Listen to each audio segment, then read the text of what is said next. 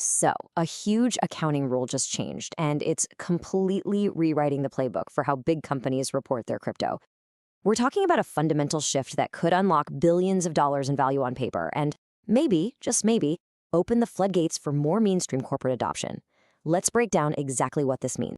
All right, so how on earth can a simple rule change make a company's balance sheet look over $12 billion richer one day and then smack it with a nearly $6 billion loss just a few weeks later? I know it sounds like a trick question, but it's not. This is exactly what happened to the biggest corporate Bitcoin holder out there. And the answer tells you everything you need to know about why the old way of doing things was, well, kind of broken. You see, for years, the official accounting rules treated crypto like it was a piece of software or a brand name, something called an indefinite-lived intangible asset. All you need to know is this meant a company had to record it at the price they paid for it. And from that moment on, the value on the books could only ever go one way, down. If the market price dropped, bam, you had to write it down. But if the price went up, nothing, crickets. That gain was totally invisible on the balance sheet until you actually sold. And this table right here shows you just how bizarre that was. So imagine a company buys Bitcoin at $40,000. The price shoots up to $60,000. Awesome, right? Well, on the books, it's still stuck at $40,000. Then the market dips and the price falls to $35,000. Now they have to write down the value to that new low. And here's the absolute kicker. That write-down was permanent. So even when the price skyrockets later to $70,000, the value on their official balance sheet is still locked at that old low of 35 grand. It just made no sense.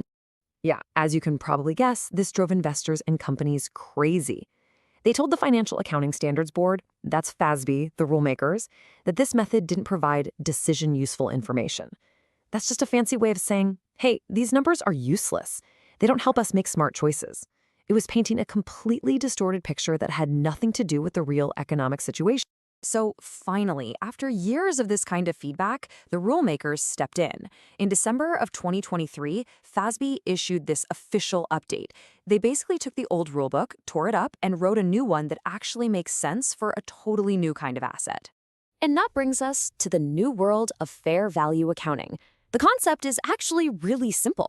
Companies now have to report their crypto at its current market value at the end of every quarter. That's it. Every single gain, every single loss, even if it's just on paper, now flows right into their net income. It's like we switched from an old, blurry photograph to a live, high-definition video feed of what the asset is actually worth. I mean, the difference is just night and day. We're moving from a system that only ever recognized paper losses to one that recognizes, well, everything. No more of those permanent write-downs that scarred the books forever. No more hiding massive gains until a sale is made. This is a huge, huge leap for transparency. What you see on the balance sheet now is what the asset is actually worth in the real world. Okay, so that's the theory, but what does this actually look like when the rubber meets the road? For that, we've got the perfect case study, MicroStrategy. They are the biggest public company holder of Bitcoin by a long shot, and you better believe they jumped at the chance to adopt this new rule as early as possible. And the moment they flipped the switch on January 1st, boom, a one-time adjustment of nearly $13 billion was added to their bottom line. Now, to be clear, this wasn't new money. This was all the previously invisible, on-paper gains from their Bitcoin finally being allowed onto the balance sheet. It was like they unlocked a hidden treasure chest of value that was sitting there the whole time. But, and this is a really big but, fair value accounting is a double-edged sword. Because in the very first quarter they used this new rule, Bitcoin's price went down. The result?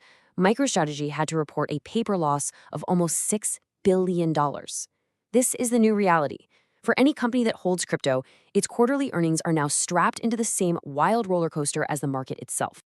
You might think that kind of volatility would scare companies off, but not according to proponents like MicroStrategy's chairman, Michael Saylor. He sees this as a total game changer. He argues that by getting rid of that old, punishing accounting method, FASB has just removed a massive barrier, making it way more attractive for other corporations to think about adding Bitcoin to their own treasuries. And that really is the multi-billion-dollar question, isn't it?